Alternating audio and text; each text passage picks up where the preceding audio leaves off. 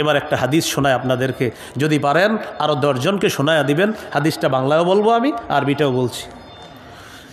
রাসূলুল্লাহ সাল্লাল্লাহু আলাইহি সাল্লাম বলেন, রাআইতু লাইলাতান উসরিয়া বি রিজালা তুকরাজু শাফাহুম বিমাকারিযা মিনান নার। মেরাজের রাতে আমি রওনা করলাম, একদল মানুষের পাশ দিয়ে গেলাম, তাকায় দেখি তাদের ঠোঁট জিহ্বাগুলা আগুনের কেচি দ্বারা কাটা হচ্ছে। আমি জিবরিল আমিনকে প্রশ্ন করলাম, জিবরিল এরা কারা? জিবরিল আমিন জবাব দেয়, হাউলাই খুতাবাউ উম্মাতিকা ইয়া রাসূলুল্লাহ। হুজুর, এরা হলো আপনার উম্মতের বক্তাগণ, এরা হলো আপনার উম্মতের বক্তাগণ, এরা হলো আপনার উম্মতের বক্তাগণ। কি ভাই? নবীজিরে বলতেছে জিবরিল, হুজুর এরা আপনার উম্মতের বক্তাগণ। আল্লাযীনা ইয়ামুরুনা নাসা বিল বিররি ওয়া ইয়ানসাউনা আনফুসাহুম। হুজুর, তারা মানুষকে সৎ কাজের আদেশ করত আর নিজেদেরকে সবসময় ভুলে থাকতো। তারা কিয়ামত পর্যন্ত ঠোঁট আর জিহ্বা এইভাবে কাটা হবে। এক ব্যক্তি রাসূলুল্লাহ সাল্লাল্লাহু আলাইহি সাল্লামকে প্রশ্ন করলেন, আরাআইতা রাজুলান গাজা ফি সাবিলিল্লাহ ইয়ালতামিসুল আজরা ওয়ায যিকরা ফামা লাহু ইয়া রাসূলুল্লাহ। ওগো আল্লাহর নবী, আপনার কাছে জানতে চাই, এক ব্যক্তি জিহাদ করেছে, তার উদ্দেশ্য হলো আল্লাহর কাছ থেকে সওয়াব কামাই করা, আরেকটা হলো মানুষের বাহবা কামাই করা, মানুষ তাকে বড় মুজাহিদ বলবে, এই নিয়ত। ফামা লাহু ইয়া রাসূলুল্লাহ, হুজুর সে কি সওয়াব পাবে? রাসূলুল্লাহ সাল্লাল্লাহু আলাইহি সাল্লাম বললেন, লা শাইআ লাহু, সে কিছুই পাবে না। ভাই বক্স বন্ধ করেন, বক্স বন্ধ করেন। হ্যাঁ, রাসূলুল্লাহ সাল্লাল্লাহু আলাইহি সাল্লাম বললেন, লা শাইআ লাহু, সে কিছুই পাবে না। আআদাহা সালাসা মাররাত, বাস এই আওয়াজই রাখেন, আর বাড়ায়েন না। 3 বার প্রশ্ন করলেন, হুজুর সে কি পাবে? নবীজি 3 বার বললেন, লা শাইআ লাহু, লা শাইআ লাহু, লা শাইআ লা, সে কিছুই পাবে না, সে কিছুই পাবে না, সে কিছুই পাবে না। হাদিসের শেষে রাসূলুল্লাহ সাল্লাল্লাহু আলাইহি সাল্লাম বলেন, ইন্নাল্লাহা লা ইয়াকবালু মিনাল আমালি ইল্লা মা কানা লাহু খালিসা। আল্লাহ তাআলা বান্দার আমল ততক্ষণ কবুল করেন না যতক্ষণ ওই আমলটা বান্দা ইখলাসের সাথে না করবে, ততক্ষণ আল্লাহ তাআলা আমল কবুল করেন না। তো যিনি আলোচক হবে, যিনি দায়ী হবে, যিনি কোরআনের খেদমত করবে, যে যেই পজিশনে আল্লাহর কাজ করবে, তার 1 নাম্বার ইখলাস থাকতে হবে। 23 পারা 19 নম্বর পৃষ্ঠা সূরাতুজ জুমারের 11 নম্বর আয়াতে আল্লাহ বলেন, কুল ইন্নী উমিরতু আন আ'বুদাল্লাহা মুখলিসাল লাহুদ্দীন। নবী আপনি বলেন, আমাকে আদেশ করা হয়েছে আমি যেন ইখলাসের সাথে আল্লাহর ইবাদত করি, এই ব্যাপারে আমাকে আদেশ করা হয়েছে। তাহলে যিনি দাওয়াত দিবেন, যিনি আলোচক হবেন, যে যেই লাইনে দ্বীনের খেদমত করবে, সেখানে শুধুই ইখলাস থাকতে হবে। আলোচকের যদি এই নিয়ত থাকে, আমি আলোচনা করব, আমার রব আমাকে সওয়াব দান করবেন, পাশাপাশি আমাকে পুরা পৃথিবীবাসী যেন চিনে, এই পৃথিবীবাসী যেন চিনে, এই নিয়ত থাকলে আলোচককে আল্লাহ মোটেই তার এই আলোচনায় সওয়াব দিবেন না। আল্লাহর জন্য করলে আল্লাহ যদি তাকে প্রসিদ্ধ বানায় দেয়, এটা আল্লাহর শুকরিয়া, কিন্তু আল্লাহর জন্য কাজ করলে প্রসিদ্ধ হতেও পারেন, নাও হতে পারেন, শুধুই আল্লাহর জন্যই করতে হবে। 2 নাম্বার, আইয়াতাকিদা আন্নাহু ওয়ারিসুন বিদাওয়াতিহি ইলাল্লাহ লিনবিয়িহি মুহাম্মাদিন সাল্লাল্লাহু আলাইহি ওয়াসাল্লাম। যিনি দাওয়াত দিবেন তিনি এই আকীদা রাখা যে আলহামদুলিল্লাহ। আচ্ছা, আমরা মন দিয়ে শুনি। যিনি আল্লাহর পথে মানুষকে আহ্বান করবে, তার 2 নাম্বার বৈশিষ্ট্য হবে তিনি এই বিশ্বাস রাখা, কোরআন সুন্নাহ প্রচার করার ক্ষেত্রে তিনি মুহাম্মদ সাল্লাল্লাহু আলাইহি সাল্লামের ওয়ারিস। তো রাসূলুল্লাহ সাল্লাল্লাহু আলাইহি সাল্লামের ওয়ারিস হিসাবে তিনি ইসলাম প্রচার করা। এই আকীদা রাখা। কারণ জানি চেঞ্জ করবার জন্য যে আবার তালিবালি করে। বিদায় হজের ভাষণে রাসূলুল্লাহ সাল্লাল্লাহু আলাইহি সাল্লাম বলেছেন,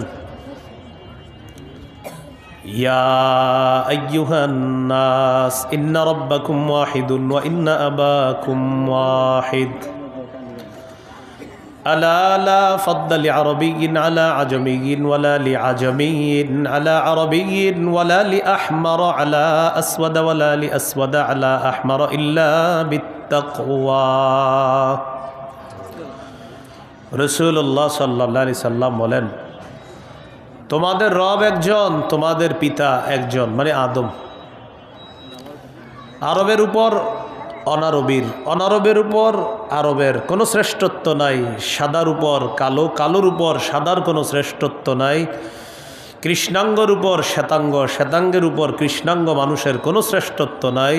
ইল্লা বিত্তাকওয়া, তাকওয়ার মাধ্যমে শ্রেষ্ঠত্ব প্রমাণিত হবে। যার তাকওয়া বেশি তি দেখতে যেমনই হবে আল্লাহর কাছে সে সবচেয়ে সম্মানিত। এটা আল্লাহ তাআলা বলেন, ইন্না আকরামাকুম ইনদাল্লাহি আতকাকুম। তোমাদের মধ্যে যে সবচেয়ে বেশি আল্লাহকে ভয় করে সে তোমাদের মাঝে সবচেয়ে সম্মানিত। এগুলো 2 নম্বর বৈশিষ্ট্য। যিনি মানুষকে আল্লাহর দিকে দাওয়াত দিবে তার 3 নম্বর বৈশিষ্ট্য, ইয়াকুনা সাবিতান ফি দাওয়াতিহি ইলাল্লাহ। মজবুতভাবে দাওয়াত দিবে, ইস্তেকামাতের সাথে, দাওয়াত থেকে পিছপা হওয়া যাবে না। সূরা আনকাবুতের 14 নম্বর আয়াতে আল্লাহ বলেন, ওয়ালাকাদ আরসালনা নূহান ইলা কওমিহি ফালাবিথা ফীহিম আলফা সানাতিন ইল্লা 50 আমা। আমি নূহ নবীকে তার জাতির মাঝে প্রেরণ করলাম, তিনি তাদের মাঝে 50 বছর কম 1000 বছর তথা 950 বছর দাওয়াতের কাজ অবিচলতার সাথে করেছে। তার দাওয়াতে বেশিরভাগ মানুষকে দাওয়াত দিলে তারা শুধু পিছনে হটতো, পলায়ন করত, দাওয়াত গ্রহণ করত না, কিন্তু তিনি দাওয়াত দেওয়া বন্ধ দেননি।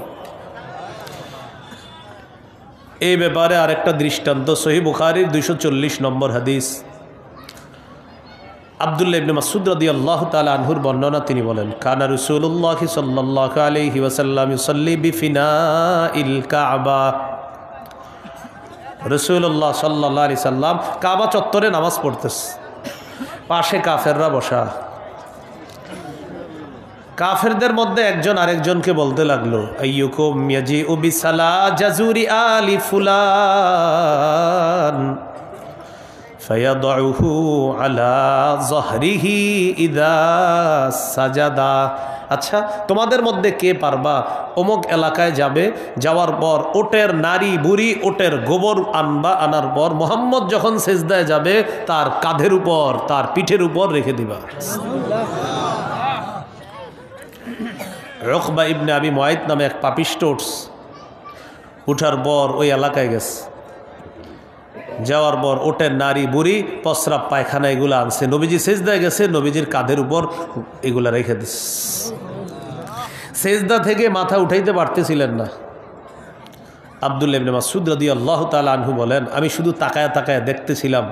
লাউ কান আলী মানআ, আমার যদি বাধা দেওয়ার সামর্থ্য থাকতো আমি বাধা দিতাম, পারছিলাম না। ফাতেমা রাদিয়াল্লাহু তাআলা আনহা আয়েশা নবীজির কাঁধের উপর থেকে এই নারী বুড়ি গোবরগুলো সরিয়ে দিয়েছে। রাসূলুল্লাহ সাল্লাল্লাহু আলাইহি সাল্লাম এই কষ্ট ইত্যাদি পাওয়ার পরেও অবিচলভাবে দাওয়াতের কাজ করেছে, তিনি পিছপা হন নাই। একজন দায়ী যিনি হবেন তার 3 নম্বর বৈশিষ্ট্য, তিনি মজবুত অবিচলভাবে দাওয়াত দিবেন। 4 নম্বর বৈশিষ্ট্য, একটু আমার সাথে বলেন, বলেন যিনি দাওয়াতের কাজ করবে, বলেন ইসলাম প্রচারের কাজ করবে, তাবলীগের কাজ করবে, তার মধ্যে কথা এবং কর্ম, কথা এবং কর্মের কষ্ট সহ্য করার ক্ষমতা থাকতে হবে।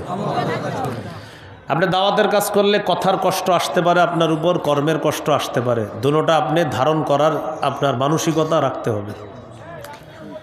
সূরা আনআমের 34 নম্বর আয়াতে আল্লাহ বলেন, ওয়ালাকাদ কুযযিবাত রুসুলুম মিন ক্বাবলিকা ফাসাবারু আলা মা কুযযিবু ওয়া উযু হাত্তা আতাহুম নাসরুনা।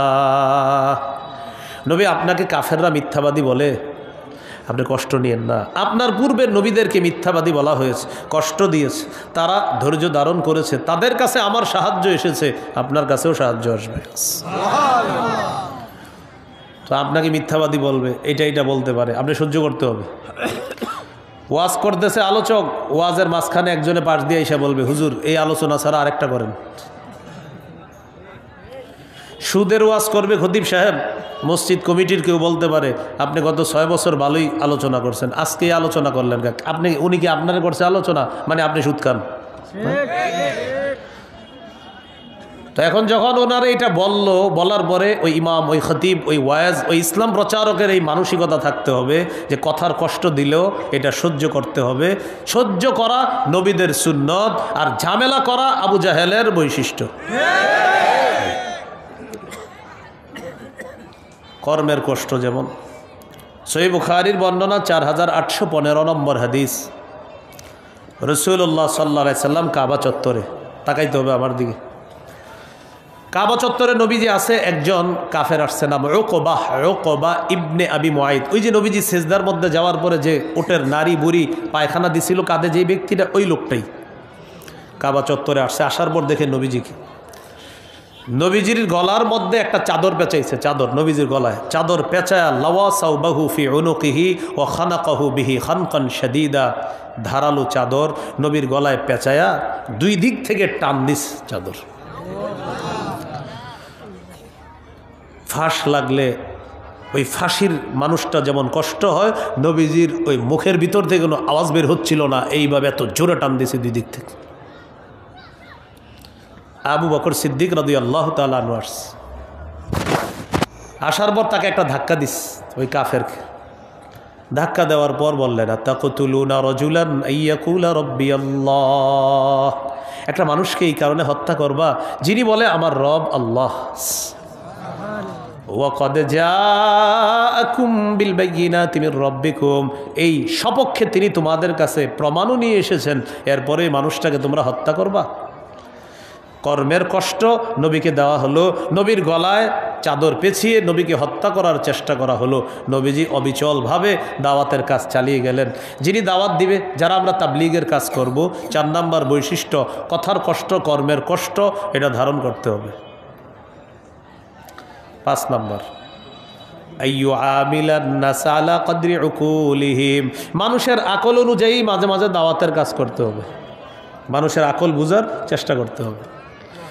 সহিহ বুখারীর 126 নম্বর হাদিস, নবীজির মন চাইতেছে কাবা ঘরটা সংস্কার করতে, নবীর মন চাইতেছে যে কাবাটা একটু আমি সংস্কার করব, এটা ভেঙে সুন্দরভাবে আবার এটা বানিয়ে 2টা দরজা করবে, এটা নবীর নিয়ত, মন চায়, কিন্তু করতেছে না। আম্মা জান আয়েশা সিদ্দিকা রাদিয়াল্লাহু তাআলা আনহাকে বললেন, আয়েশা লাউলা কওমুকি হাদিসুন আহদুহুম, তোমার জাতি যদি নতুন মুসলমান না হতো, তারা নতুন মুসলমান না হইলে লা নাকাসতুল কাবা ওয়াজআলতু লাহা বাবাইন, বাবুন ইয়াদখুলুনা ফিহি ওয়া বাবুন ইয়াখরুজুনা মিন। আয়েশা, তোমার জাতি নতুন মুসলমান না হলে আমি কাবাটা ভেঙে কাবার 2টা দরজা বানাইতাম, এক দরজা দিয়ে মানুষ প্রবেশ করত, আরেক দরজা দিয়ে মানুষ বের হইতো। কিন্তু তোমার জাতি নতুন মুসলমান হয়েছে, এটা করতে গেলে তারা বলবে হ্যাঁ কি দরকার ছিল, এই জন্য তাদের আকল অনুযায়ী আমি কাজটা মন চাইতেছে করতে, তারপরেও করতেছি না, তাদের মস্তিষ্ক প্রসূত কারণে আমি অফ রইলাম। কি বোঝা গেল এখানে? নবী চাইতেছে 2টা দরজা বানাইতে, কিন্তু যারা নতুন মুসলমান হয়েছে তারা এখন বলবে এটা কাবা ভাঙা কি দরকার, এরকম বলতে পারে। নবী তাদের আকল অনুযায়ী চুপ থাকলেন, কাবাটা সংস্কার করলেন না। এই কাজটাই পরবর্তীতে আব্দুল্লাহ ইবনে জুবায়ের রাদিয়াল্লাহু তাআলা আনহু করেছিলেন। এখান থেকে কি বোঝা যায়? যারা ইসলাম প্রচারের কাজ করবে তারা জাতির মস্তিষ্ক বোঝার চেষ্টা করতে হবে। 6 নাম্বার আইয়াকুনা আলিমান বিশরিয়াতিল্লাতী ইয়াদউ ইলাইহা,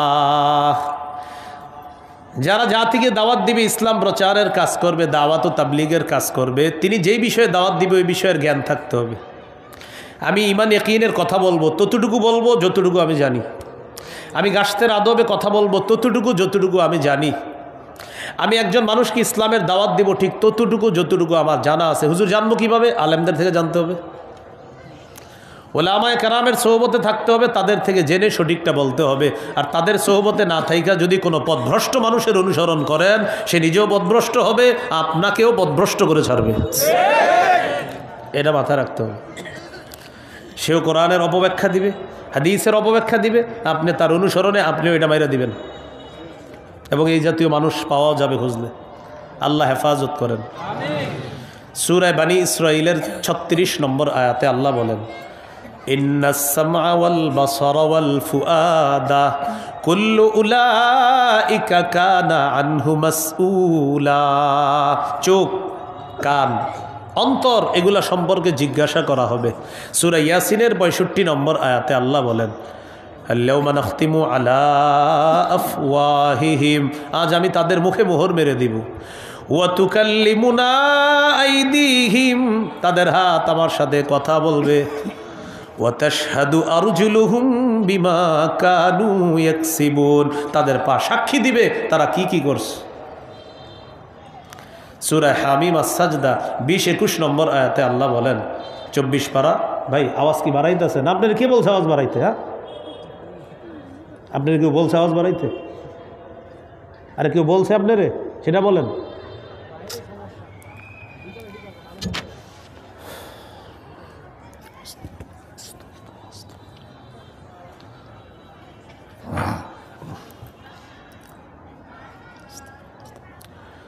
তো রাসূলুল্লাহ সাল্লাল্লাহু আলাইহি সাল্লাম বললেন,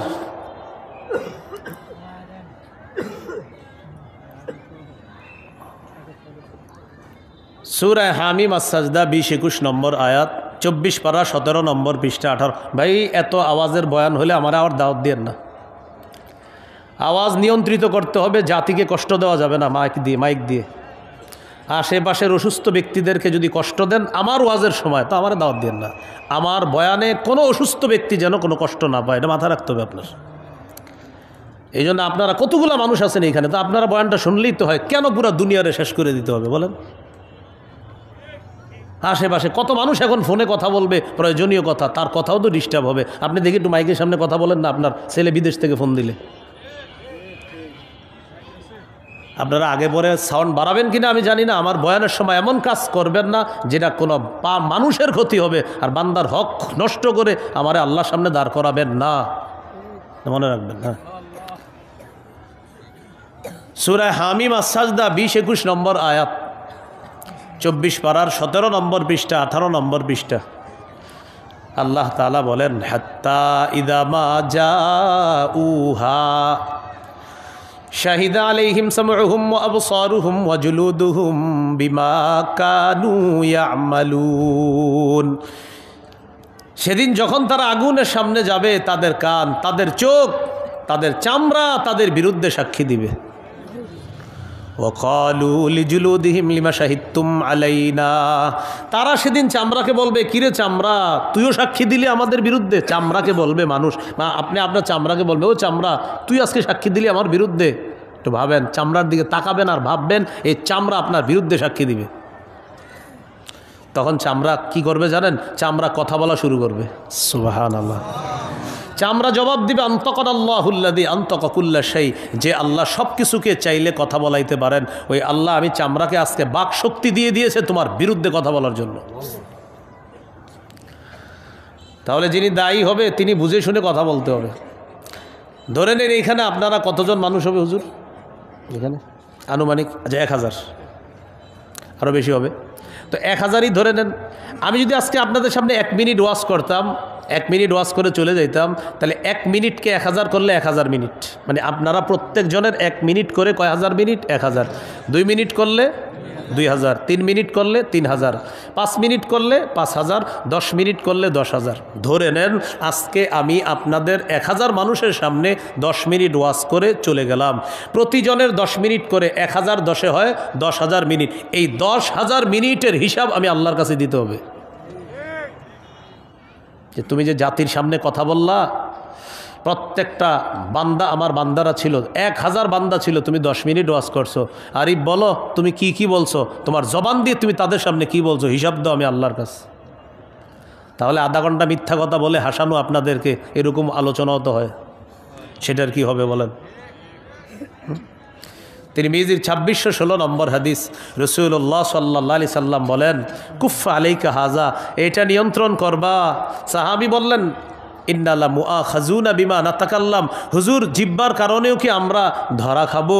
রাসূলুল্লাহ সাল্লাল্লাহু আলাইহি সাল্লাম বললেন, হাল ইয়াকুব্বুন নাসা ফিন নারি আলা ওয়ুজুহিহিম আও আলা মানাখিরিহিম ইল্লা হাসাইদু আলসিনাতিহিম। বেশিরভাগ মানুষ শুধু জিহ্বার অপরাধে মাথাটা নিচে পা উপরের দিকে দিয়ে ধাক্কাইতে ধাক্কাইতে জাহান্নামে নিক্ষেপ করা হবে, শুধু জিহ্বার অপরাধে। ভাই কিসের অপরাধ? হ্যাঁ, জিহ্বার অপরাধ। আল্লাহ আমাদেরকে হেফাজত করেন। রাসূলুল্লাহ সাল্লাল্লাহু আলাইহি সাল্লাম বলেন, মাইয়াজমান লিমা বাইনা লাহিয়াইহি ওয়া মা বাইনা রিজলাইহি, কেউ যদি জিহ্বা আর লজ্জাস্থান এই 2 অঙ্গ দিয়ে সে গুনাহ করে না, এই নিরাপত্তা নিশ্চয়তা দিয়ে দেয়, আজমান লাহুল জান্নাহ, আমি তাকে জান্নাতে নেওয়ার জিম্মাদার হয়ে যাব। সুবহানাল্লাহ। তাহলে যিনি দায়ী হবেন, যিনি আলোচক হবেন, তার মাথায় রাখা আমি যা বলতেছি এটার হিসাব আল্লাহর কাছে দিতে হবে, এবং আমি জেনে বুঝে সঠিকটা বলতে হবে।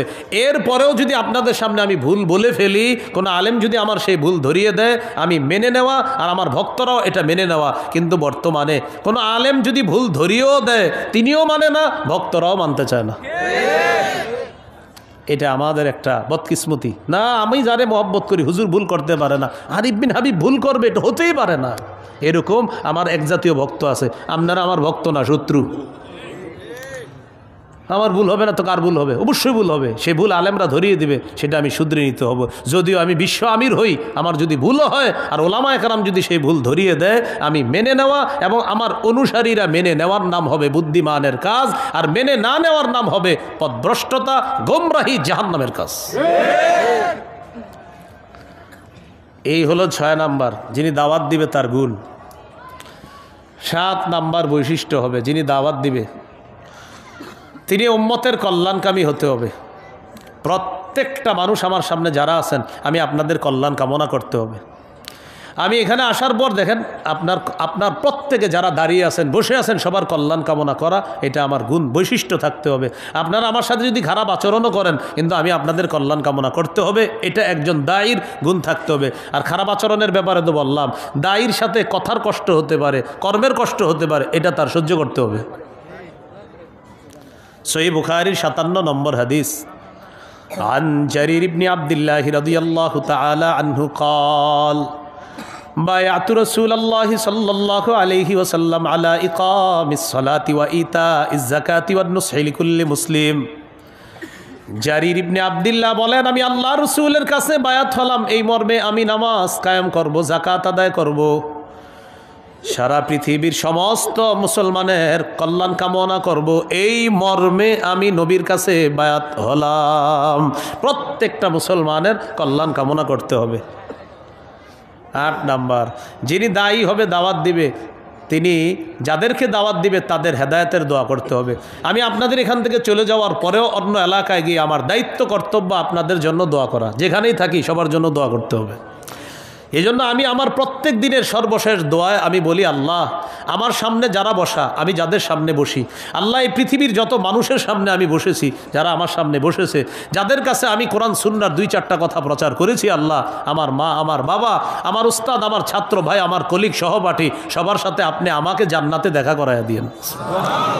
এই দোয়াটা আমি প্রতিদিন সর্বশেষ দোয়া হয়, আমি চেষ্টা করি সবার জন্য দোয়া করতে, কারণ এটা দায়িত্ব। যিনি দাওয়াত দিবে তার দায়িত্ব, কর্তব্যের দোয়া করতে হবে।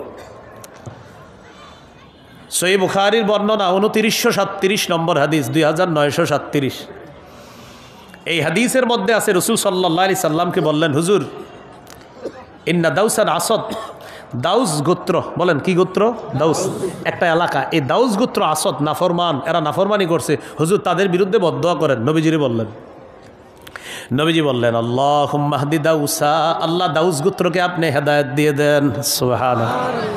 নবীকে বললেন ইয়া রাসূলুল্লাহ দাউস গোত্রের বিরুদ্ধে বদদুয়া করেন। আল্লাহ নবী বললেন আল্লাহুম্মা হদি দাউসা, আল্লাহ দাউসকে আপনি হেদায়েত দিয়ে দেন, ওয়াতি বিহিম, এবং তাদেরকে আপনি ইসলামের ছায়া তলে নিয়ে আসেন। সুবহানাল্লাহ। আমরা দাউসকে আল্লাহ হেদায়েত দিয়ে দেন আর দাউসকে ইসলামের পতাকা তলে নিয়ে আসেন। নবীরে বললেন বদদুয়া করেন, নবী করে দিলেন দোয়া। সুবহানাল্লাহ। এটা দায়ের 8 নম্বর গুণ। বুখারীর বর্ণনা, মুসলিমেরও বর্ণনা, তায়েফের ময়দানে রক্তাক্ত করার পর পড়ে আছে আম্মাজান আয়েশা সিদ্দিকা রাদিয়াল্লাহু তাআলা আনহাকে বলেন, আয়েশা আমি তো বেহুশ, হঠাৎ হুশ ফিরে আসার পর দেখি ফাইদা আনা বিকরনি তালিব, আমি এক জায়গায় উপরের দিকে তাকাইলাম, তাকায় দেখি জিবরিল আমিন আমাকে তার ডানা দিয়ে ছায়া দিয়ে রাখছে। জিবরিল, ওই মুহূর্তে জিবরিল আমাকে বলতেছে হাবিব একজন ফেরেশতা নিয়ে আসছে। কে এটা? আপনারে সালাম দিবে। তো এই ফেরেশতা নবীজিকে সালাম দিলেন। সালাম দেওয়ার পর বললেন, হুজুর আমি পাহাড়ের দায়িত্বে নিয়োজিত ফেরেশতা, আল্লাহ আমাকে আপনার কাছে পাঠাইছে। কেন? আপনি যদি চান আমাকে আপনি হুকুম করতে পারেন, আমি এই 2 পাহাড় চাপা দিয়ে তায়েববাসীকে আমি ধ্বংস করে দিই। রাসূলুল্লাহ সাল্লাল্লাহু আলাইহি সাল্লাম বললেন, লা বাল আরজু আইয়ুখরিজাল্লাহু মিন আসলাবিহিম মান ইয়াবুদুল্লাহ লা ইউশরিকু বিহি শাইআ। আমি চাই না তুমি তাদেরকে ধ্বংস করে দাও, আমি চাই আজকে আমি যাদেরকে দাওয়াত দেওয়ার পর আমাকে রক্তাক্ত করলো, আমার আশা তারা আমার দাওয়াত গ্রহণ করে নাই, তাদের ঔরস থেকে যে সন্তানরা দুনিয়াতে আসবে তারা আমার দাওয়াত গ্রহণ করে এক আল্লাহর ইবাদত করবে, আল্লাহর সাথে শিরিক করবে না। তাই আমি নবী চাই না তাদেরকে ধ্বংস করা হোক, বরং আমি চাই তারা গ্রহণ করে নাই তার সন্তানরা আমার দাওয়াত গ্রহণ করবে। এটা 8 নম্বর বৈশিষ্ট্য দায়ী, আলোচক, খতিব, মুবাল্লিগ, ইসলাম প্রচারক তাদের। 9 নম্বর বৈশিষ্ট্য, দায়ী যিনি হবেন, আলোচক যিনি হবেন, তিনি যা বলবেন। আর কারো ফোন টোন আছে? চালু, সবার শুরু হয়েছে মনে হয়, এখন মাঠেও শুরু হয়েছে। তো 9 নম্বর, যিনি দাওয়াত দিবেন তিনি যা বলবেন ওই অনুযায়ী তিনিও আমল করবেন, ওই অনুযায়ী তিনিও আমল করবেন। সূরাতুস সফফি 2-3 নম্বর আয়াতে আল্লাহ বলেন, ইয়া আইয়ুহাল্লাযীনা আমানু লিমা তাকুলুনা মা লা তাফআলুন, হে ঈমানদারগণ এমন কথা কেন বলো যা নিজেরা করো না। কাবুরা মাকতান ইনদাল্লাহ আন তাকুলু মা লা তাফআলুন, তোমরা যা করো না সেটা বলা আল্লাহর কাছে বিরাট বড় অপরাধ। নিজেরা করো না এটা বলা আল্লাহর কাছে বড় অপরাধ। সূরা বাকারা 44 নম্বর আয়াতে আল্লাহ বলেন, আতা'মুরুনা আন-নাসা বিল বিররি ওয়া তানসাউনা আনফুসাকুম, তোমরা মানুষকে সৎ কাজের আদেশ করো আর নিজেদেরকে তোমরা ভুলে যাও। তোমরা মানুষকে বলো সৎ কাজের করতে আর নিজেদেরকে তোমরা ভুলে যাও, এটা কেমন কথা? অনেক সময় আমরা ভাইরাল আলোচকদেরকে রিসিভ করতে যাই। কি আলোচক? যেমন আমাদের বাংলাদেশে বর্তমানে পোস্টারে সবার উপরে নাম রাখার সবচেয়ে বড় যোগ্যতা হলো ভাইরাল। চাই হের ভিতরে এই যে আরিফ বিন হাবিব নামে একজনের নাম আছে, ওনার এলেম থাক বা না থাক, ওনার নিচে 40 জন শাইখুল হাদিসের নাম থাকবে, ওনারা শাইখুল হাদিস হইল, কিন্তু উপরের যিনি তার যোগ্যতা হলো ভাইরাল। ব্যাস, ওনার নাম থাকতে হবে সবার উপরে। এবার ওনার আব্বা শাইখুল হাদিস হোক আর যে হোক, কিন্তু উনি তো ভাইরাল, অন্যরা শাইখুল হাদিস, ভাইরাল তো না। তো যাই হোক বলতেছি, শুনাল। হ্যাঁ, তো উপরে থাকবে ভাইরাল, যোগ্যতা কি? ভাইরাল। তো ভাই ওনার নাম এত উপরে, এতগুলা শাইখুল হাদিস আপনাদের এলাকার, তাদের নাম নিচে, হুজুর ওনার শাইখুল হাদিস, ভাইরাল তো না। কি না? হ্যাঁ, ভাইরাল তো না, শাইখুল হাদিস। এটা হলো আমাদের গোবর মার্কা মস্তিষ্কের কাছে সবচেয়ে বড় যোগ্যতার নাম। এই গোবর মার্কা মস্তিষ্কের কাছে সবচেয়ে বড় যোগ্যতার নাম ভাইরাল। কি মার্কা মস্তিষ্ক? গোবর, গোবর। হ্যাঁ, তো তাকে রিসিভ করতে যাবে 30-40 জন মোটরসাইকেল। কয়জন? 30-40 জন। এই গ্রামগঞ্জে দেখা যায় বেশি। মাগরিবের সময় রিসিভ করতে গেছে। রিসিভ করতে যাওয়ার পর আপনার মাগরিব চলতেছে, এরা মাগরিবে ঢুকে না। এটা আপনাদের এলাকার কেউ করেন এমন না, পৃথিবীতে হয় এরকম ঘটনা। তো যাই হোক, মাগরিব চলতেছে, ওনারা মসজিদে যায় না। কেন যায় না জানেননি? মাগরিব যাক, হুজুর না যাক। কারণ হুজুর একটু পরে আসবে, হুজুরকে আমরা রিসিভ করব।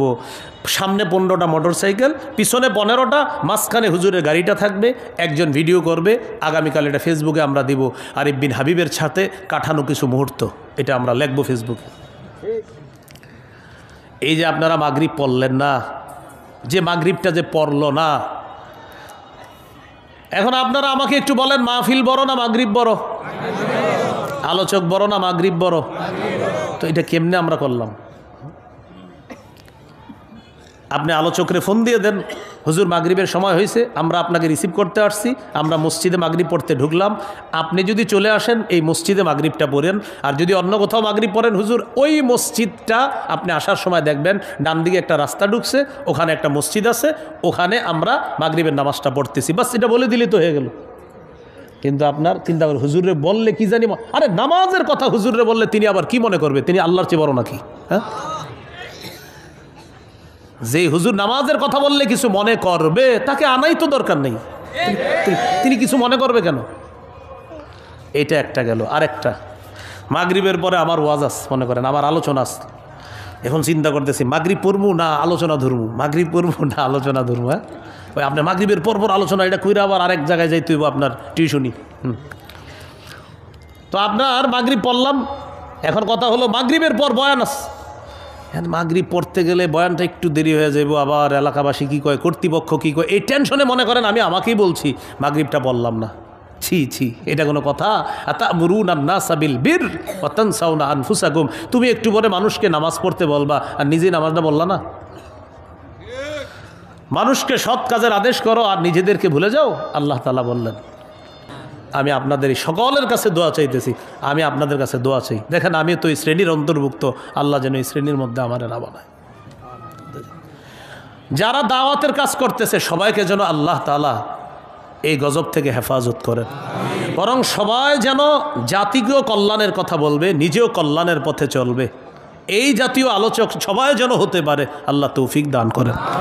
আমি সবার কাছে আমার জন্যই দোয়া চাচ্ছি যেন আমার জীবনে এরকম ভয়ঙ্কর কিছু না হয় যে আমার জিহ্বা, আমার ঠোঁট আমার কাটা লাগে, ভাই এটা তো আমি সহ্য করতে পারবো না। আল্লাহ আমাদেরকে এই 9টা বৈশিষ্ট্য বললাম, যারাই কাজ করবেন দাওয়াতের ময়দানে 9টা বৈশিষ্ট্য মনে রাখতে হবে, আল্লাহ তৌফিক দান করেন। তো পড়ছিলাম আলিফ লাম মিম সূরা বাকারা, মনে আসেনি? আচ্ছা, এখন দেখেন কোরআন বুঝে পড়লেও সওয়াব আছে, না বুঝে পড়লেও সওয়াব আছে। কেউ যদি বলে কোরআন না বুঝে পড়লে কোনো ফায়দা নাই, কোনো উপকার নাই, কথাটা ঠিক না। কেন ঠিক না? দেখেন আল্লাহ তাআলা বলেন আলিফ লাম মিম, আলিফ লাম মিম, এটার অর্থ কি আল্লাহ ছাড়া কেউ জানে না। আল্লাহু আ'লামু বিমুরাদিহি বিযালিক, এটার অর্থ একমাত্র আল্লাহই ভালো জানেন। এখন যদি বলেন অর্থ না বুঝে বুঝলে কোনো সওয়াব নাই, তাহলে আলিফ লাম মিম এটার কি কোনো সওয়াব নাই? আছে সওয়াব? তো অর্থ তো জানি না। আলিফ লাম মিম এটার অর্থ জানি তো সওয়াব আসেনি, তো অর্থ না জানলে না বলে লাভ নাই। হ্যাঁ, অর্থ না জানলে না বলে আপনি লাভ নাই বললেন, তো অর্থ না জানলে যদি লাভ না থাকে তো আলিফ লাম মিমের কি হবে সেটা বলেন। তিরমিজির হাদিস 2910 নম্বর হাদিস, ক্বালা রাসূলুল্লাহ সাল্লাল্লাহু আলাইহি ওয়াসাল্লাম মান ক্বারাআ হারফাম মিন কিতাবিল্লাহ ফালাহু বিহি হাসানাহ ওয়াল হাসানাতু বিআশরি আমসালিহা। নবীজি বলেন কোরআনের একটা অক্ষর যদি কেউ তেলাওয়াত করে সাথে সাথে তার আমলনামায় 10টা নেকি লিপিবদ্ধ হয়ে যায়। এরপর নবী এমন একটা আয়াত দিয়ে নবী দলিল দিলেন, নবী বলেন আলিফ লাম মিম, নবী বলেন লা আকুলু আলিফ লাম মিম হারফুন, আমি নবী বলছি না আলিফ লাম মিম পুরাটা একটা অক্ষর, এমনটা বলি না, বরং আলিফুন হারফুন ওয়া লামুন হারফুন ওয়া মিমুন হারফুন, আরিফ একটা অক্ষর, লাম একটা অক্ষর, মিম একটা অক্ষর। আলিফ লাম মিম কারো মুখ থেকে যদি উচ্চারণ হয়, যদিও অর্থ জানি না, সাথে সাথে তার আমলনামায় 30টা নেকি লিপিবদ্ধ করে দেওয়া হয়। তাহলে অর্থ না বুঝে পড়লেও সওয়াব আছে। বাকি সবাইকে উৎসাহিত করব, অর্থ বোঝার চেষ্টা করব, বলেন ইনশাআল্লাহ। বয়স্ক শিক্ষা, কোরআন শিক্ষা হয় এখানে। আমি বয়স্ক শিক্ষা মাদ্রাসার মোতামিম সাহেবকে বলবো, আপনি কোরআন শিখানোর পাশাপাশি তাদেরকে অন্তত আলাম তারা থেকে নিয়ে নাস পর্যন্ত সূরাগুলোর অনুবাদও শিখিয়ে দেন। মহিলাদেরও বয়স্ক শিক্ষা এখানে আছে, মা বোনদেরকেও আপনারা আলাম তারা থেকে অন্তত নাচ পর্যন্ত অনুবাদ শিখান। লাভ হবে কি, তিনি যখন নামাজে দাঁড়াবে, দাঁড়ানোর পর আউযুবিল্লাহর অনুবাদও পারে, বিসমিল্লাহর অনুবাদ পারে, আলহামদুলিল্লাহ রব্বিল আলামিন পুরা সূরার অনুবাদ পারে, এরপর পড়তেছে আলাম তারা কাইফা ফাআলা রাব্বুকা বিআসহাবিল ফিল পুরা সূরার অনুবাদ পারে। অনুবাদ একদিক দিয়ে মুখে পড়তেছে আর অন্তরে অনুবাদ মনে পড়তেছে। ইবলিস ধোকা দেওয়ার সুযোগ পাইতেছে না। 4 রাকাত নামাজে ফাতিহাও পড়ল, সূরাও মিলাইলো, অনুবাদগুলোও তিনি পারে। রব্বানা লাকাল হামদের অনুবাদও পারে, সুবহানা রব্বিয়াল আজিমের অনুবাদ পারে, সুবহানা রব্বিয়াল আলার অনুবাদ পারে, আত্তাহিয়াতুর অনুবাদ পারে, আল্লাহুম্মা সাল্লি আলা মুহাম্মদ, আল্লাহুম্মা বারিক আলা মুহাম্মদ, এগুলার অনুবাদও পারে। পুরা নামাজ শেষ করবে আসসালামু আলাইকুম রাহমাতুল্লাহ, এটারও অনুবাদ পারে। পুরা নামাজে ইবলিস ট্রাই করছিল আপনারে ধোকা দেওয়ার, বেচারা পারে নাই। কেন পারে নাই? কারণ আপনি একদিক দিয়ে পড়তেছেন, আরেক দিক দিয়ে আপনার দিলে চলতেছে ও আলাম তারার মানে এটা, লিইলাফির মানে এটা, সুবহানা রব্বিয়াল আজিম আলা আমি বুঝতেছি, কলবের মধ্যে আপনার বুঝ আসতেছে, জবানে আপনি পড়তেছেন। ইবলিস ধোকা দেওয়ার চেষ্টা চালায়াও সালাম পর্যন্ত ধোকা দিতে পারে নাই। এই জন্য আলাম তারা থেকে কিছু সূরা আমরা শিখিয়ে দিব। বয়স্ক যারা আছে, এই মাশাআল্লাহ আমার আগে যিনি তেলাওয়াত করছে উনিও মনে হয় এই বয়স্ক মাদ্রাসার ছাত্র। হ্যাঁ, কত সুন্দর তেলাওয়াত করছে, তো বুঝারই উপায় নেই। এই যে একটু আগে যিনি তেলাওয়াত করছে উনি যে বয়স্ক মাদ্রাসার ছাত্র, আমি তো ভাবছি কোনো কারি সাহেব পড়তেছে, মানে কোনো কারি বলতে উনি পড়াশোনা করে একজন জেনুইন মাদ্রাসার কারি সাহেব, আমি এটাই ভাবছি। পরে হুজুর এসে বলতেছে হুজুর উনি কিন্তু আমগো বয়স্ক মাদ্রাসার ছাত্র। সুবহানাল্লাহ। তো মাশাআল্লাহ, আল্লাহ তাআলা তাকে সহ আরও যারা এরকম বয়স্ক মাদ্রাসায় আছেন সকলকে যেন এমন সুন্দরভাবে কোরআন তেলাওয়াত করতে পারেন, আল্লাহ তৌফিক দান করেন, আমিন। এইগুলো আলিফ লাম মিম। এরপরে আল্লাহ বলেন যালিকাল কিতাবু লা রাইবা ফীহ, এই কিতাব, এটার মধ্যে কোনো সন্দেহ নাই। এই কিতাব যে আল্লাহর পক্ষ থেকে, এতে কোনো সন্দেহ নাই। সূরা ইউনূসের 37 নম্বর আয়াতে আল্লাহ বলেন ওয়ামা কানা হাযাল কুরআনু আইয়ুফতারা মিন দুনিল্লাহ ওয়ালাকিন তাসদীকাল্লাযী বাইনা ইয়াদাইহি ওয়া তাফসীলাল কিতাবি লা রাইবা ফীহি মির রাব্বিল আলামিন। আল্লাহ তাআলা বলেন এই কোরআন কারো থেকে বানানো নয়, এটা আল্লাহ ছাড়া কারো থেকে তৈরি করা না, বরং এটা আল্লাহর পক্ষ থেকে কিতাব। এই কিতাব তার আগের যতগুলা আসমানি কিতাব আছে সবগুলা কিতাবকে সত্যায়ন করে হলো আল কোরআন। এই কোরআন তার পূর্বের যত কিতাব আছে সব কিতাবগুলার ব্যাখ্যা দেয়, এটা হলো আল কোরআন। এরপর আল্লাহ বলেন লা রাইবা ফীহি মির রাব্বিল আলামিন, এই কোরআন রবের পক্ষ থেকে নাজিলকৃত কিতাব, এতে কোনো সন্দেহ নাই। এই হলো জালিকাল কিতাব লা রাইবা ফি। সূরা বাকারা 23 নম্বর আয়াত, এক পারা 3 নম্বর পৃষ্ঠা আছে। দেখেন আল্লাহ কি বলে ওয়া ইন কুনতুম ফি রাইবিম মিম্মা নাযালনা আলা আবদিনা ফাতু বিসূরাতিম মিন মিথলিহি, যদি তোমরা সন্দিহান হও আমার নবী মুহাম্মদ সাল্লাল্লাহু আলাইহি সাল্লাম আমার বান্দার উপরে যে কোরআন আমি নাজিল করেছি এই ব্যাপারে যদি সন্দিহান হও, তাহলে কোরআনের সূরার মতো একটা সূরা বানায়া দেখা দাও। পারবে? বলেন সবাই পারবে? পরের পৃষ্ঠায় এক পারা 4 নম্বর পৃষ্ঠা সূরা বাকারার 24 নম্বর আয়াতে আল্লাহ বলতেছেন ফাইল্লাম তাফআলু, যদি তোমরা কোরআনের মতো একটা সূরা বানাতে না পারো, কি বলছে? যদি বানাতে, সাথে সাথে বলতেছে ওয়ালান তাফআলু, আর শোনো কিছুতে পারবাও না। সুবহানাল্লাহ, আল্লাহ বলে দিচ্ছে ফাইল্লাম তাফআলু, যদি না পারো, এই শোনো ওয়ালান তাফআলু, পারবাও না। কি বলছে? যদি না পারো, সাথে সাথে কি বলতেছে? কিছুতে পারবাও না। ফাত্তাকুন নারাল্লাতী ওয়াকুদুহান নাসু ওয়াল হিজারা, তাহলে ওই আগুনকে ভয় করো যে আগুনের জ্বালানি হলো মানুষ এবং পাথর। তাহলে এই কোরআনে কোনো সন্দেহ নাই। সূরা আলিফ লাম মিম আস-সাজদা 2 নম্বর আয়াতে আল্লাহ বলেন আলিফ লাম মিম তানজিলুল কিতাবি লা রাইবা ফীহি মির রাব্বিল আলামিন। 21 পারা 14 নম্বর পৃষ্ঠার শুরুতে আছে সূরা আলিফ লাম মিম আস-সাজদা। আল্লাহ বলেন এই কোরআন আল্লাহর পক্ষ থেকে নাজিলকৃত, কোনো সন্দেহ নাই এটা বিশ্বজগতের রব আল্লাহর পক্ষ থেকে নাজিলকৃত কিতাব আল কোরআন। সামনে যাই আমরা, পরে কি বলে আল্লাহ দেখেন হুদাল্লিল মুত্তাকিন, কোরআন মানুষের জন্য হেদায়েত, মুত্তাকিদের জন্য হেদায়েত। একটু বলেন সবাই, বলেন কোরআন মুত্তাকিদের জন্য হেদায়েত। এবার বলেন তো, কয়েকবার বলেন কোরআন, আবার আবার, এবার থামেন। এমন এই কোরআনের হেদায়েতটা পাবেন কিভাবে? রমজানে 3 খতম পড়ে ইমাম সাহেবের কাছে লাইলাতুল কদরে দোয়া চাইবেন, হুজুর আমি 3 খতম কোরআন পড়ছি, একটু দোয়া করে দিয়েন। পরে কোরআনটা রাইখা দিবেন ঘরে, আবার আগামী রমজানে খুলবেন। আবার কি করবেন? আগামী রমজানে খুলবেন। তো এইভাবে আপনি হেদায়েত কামনা করবেন। কোরআন ডেলি পড়তে হবে, কোরআন থেকে হেদায়েত নিতে হবে, গ্রহণ করতে হবে। সূরা শুরা 52 নম্বর আয়াত, 25 পারা 8 নম্বর পৃষ্ঠা আল্লাহ তাআলা বলেন, ওয়ালাকিন জাআলনাহু নূরা নাহদি বিহি মান নাশাউ মিন ইবাদিনা। আল্লাহ তাআলা বলেন, এই কোরআনকে আমি আলো বানিয়েছি, এই আলোর মাধ্যমে আমার বান্দাদের মধ্য থেকে যাকে চাই তাকে হেদায়েত দান করে দেই। তাহলে কোরআন আলো, কোরআনের এই আলো গ্রহণ করতে হবে, কোরআন থেকে হেদায়েত গ্রহণ করতে হবে। আল্লাহ তাআলা তৌফিক দান করেন।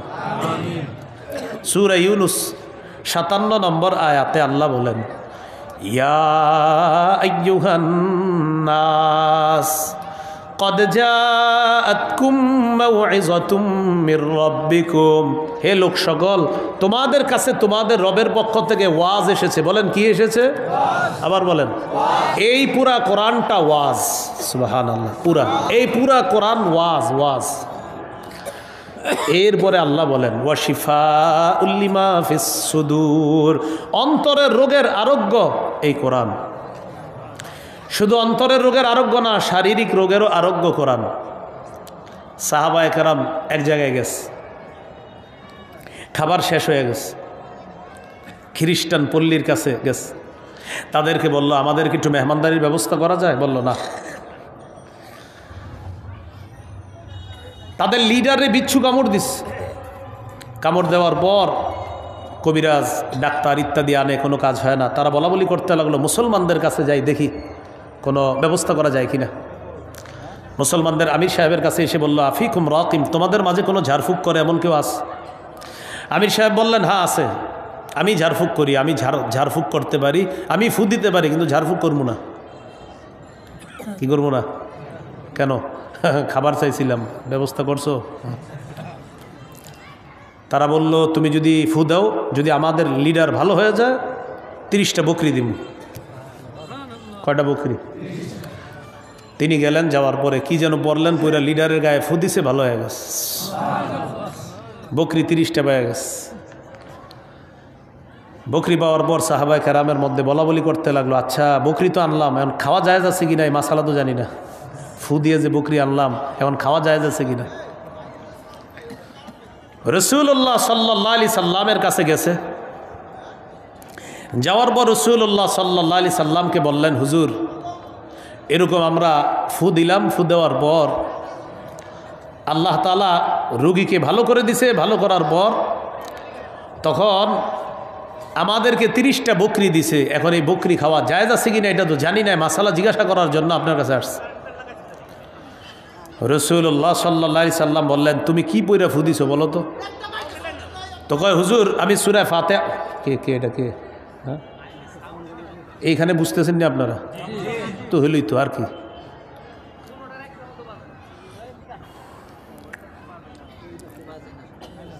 কোনো হরেন লাইন বোধে বিচ্ছিন্ন এটা।